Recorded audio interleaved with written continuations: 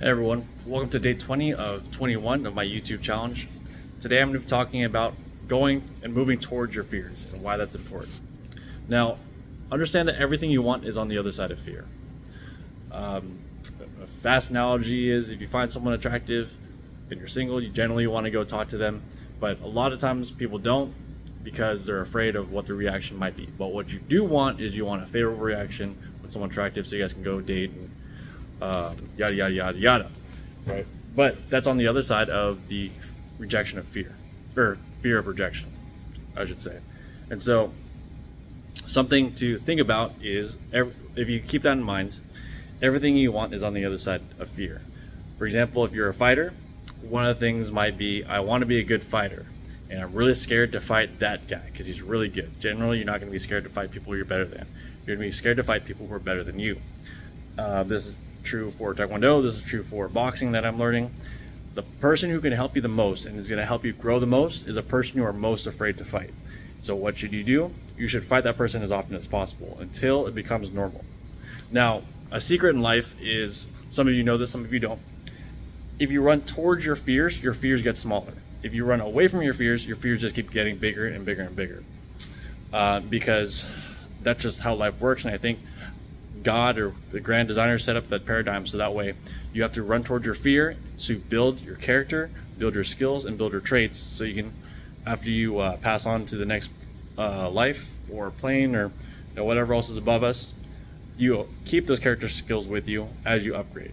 But the only way to build those character skills are by purposely exposing yourself to situations of fear or of unknowing to build confidence and competence in your skill set. So for fighting, that means going to fight the best guy there is there. Now, you want to do this smartly. Obviously, you might want to work your way up the little ladder before you fight the head dude over and over again. But you could just fight the head dude over and over again, and you'll get pretty good that way as well. Now, that's easy to say for fighting, but what about internally? How are you supposed to grow internally? Like, what are you afraid to do? Well, just make a list of things you're scared to do would be strategy number one. And also keep in mind that there is a difference between fear and danger. Fear is, I'm scared to give a speech in front of 100 people because it's just nerve-wracking to be up there. That I might lose my train of thought. People might laugh at me. Irrational stuff. Maybe my shoes fall off, or my belt comes off, or my fly is open during my whole speech. Something crazy like that. Danger is, I'm scared to be in the woods, in bear-infested woods, because bears are like 10 foot tall and weigh a lot, and they could easily kill me. That's just dangerous. Don't do that. But run towards your fears. Run towards your fears. Don't do the danger thing. Now, that's in the physical world. In your mental world, think about this. Think about, what do I not want to say? Or what do I hold or put through a filter? Now, sometimes a filter is good, because if you're talking to someone and you're trying to make a sale, obviously having a rapport is good, and being likable is good. And so even if they have a differing opinion, maybe you just don't bring up your differing opinion, so that way you guys can continue to build good rapport. So that's one little strategy. But also keep in mind, if you're talking to someone and you feel the urge to really bring it up, but you're afraid to,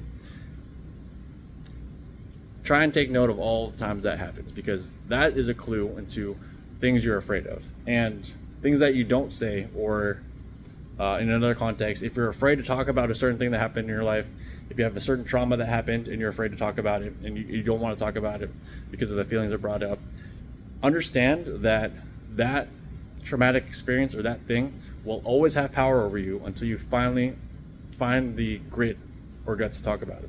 And yeah, it's going to be scary, it's going to be shameful, it's going to be embarrassing. And what you're going to find though is, if you talk about it once, it's going to bring up all those emotions.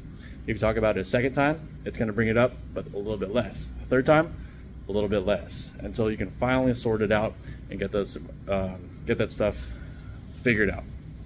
Now, the second one might not be as obvious, but I want to give you guys a couple of strategies, a couple of things I think about while I'm journaling and reflecting about where to grow and how to grow, because right now the process and the pathway I'm on is I'm trying to find the most growth as fast as possible.